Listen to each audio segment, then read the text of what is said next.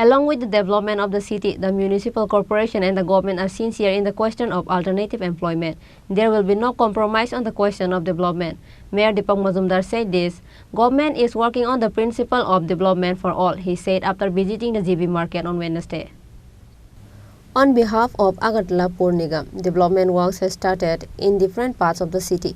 The corporation has started the removal of those who are doing business by occupying government land illegally. AMC Mayor Dipak Majumdar visited the eviction site on Wednesday.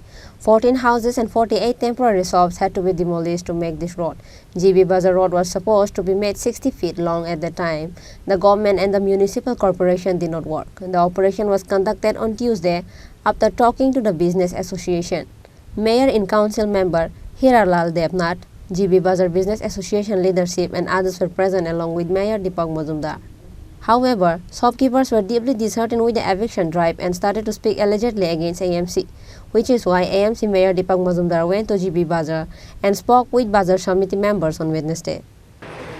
আমাদের আগরতলা পৌর নিগম থেকে আগরতলা শহরে বিভিন্ন জায়গায় আমরা কাজ শুরু করেছি, উন্নয়নের কাজ, এবং কিছু ক্ষেত্রে আমরা যারা বেআইনিভাবে দখল করে সরকারি জায়গা দখল করে ব্যবসা করছেন অবৈধভাবে তাদেরকে সরিয়ে দেওয়ার কাজ শুরু হয়েছে। কারণ উদ্দেশ্য একটা হচ্ছে যাতে শহরের মানুষ সুন্দরভাবে আগরতলা পুরবাসী চলাচল করতে পারে, যানজট মুক্ত হয় এবং পরিচ্ছন্ন থাকে আগরতলা শহর।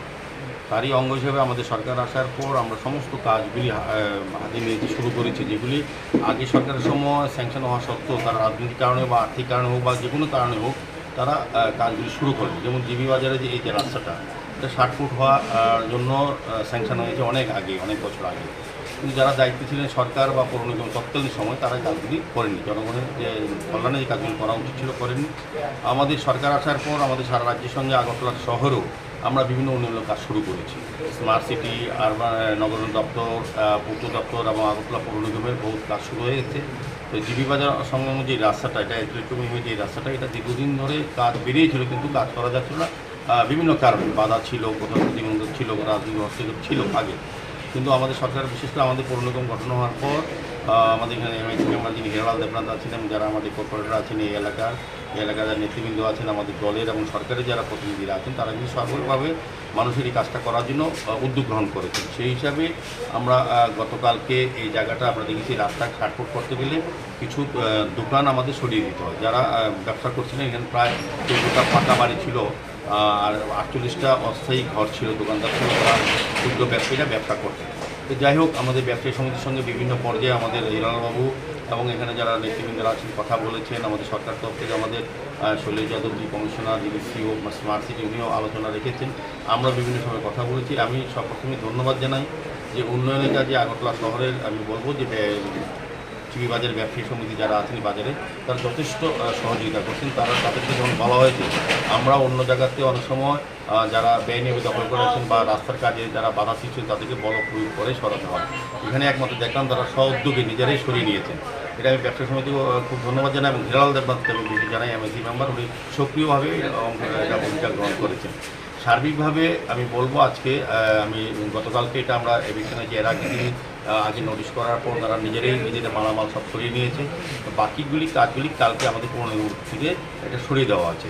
তো আজকে এখন কাজ হচ্ছে, আগামী দিন থেকে আমাদের যে নির্দিষ্ট যে ড্রেনের কাজ, এটা যেটা দীর্ঘদিন বন্ধ ছিল কোনো কারণে করা হয়নি, যেহেতু বাজারে ব্যবসা সমিতিরা এবং হিরালালবাবু তারা সহযোগিতা করাতে কাজটা আগামীকাল থেকে শুরু হবে। একদম ননস্টপ কাজটা আমরা শেষ করব।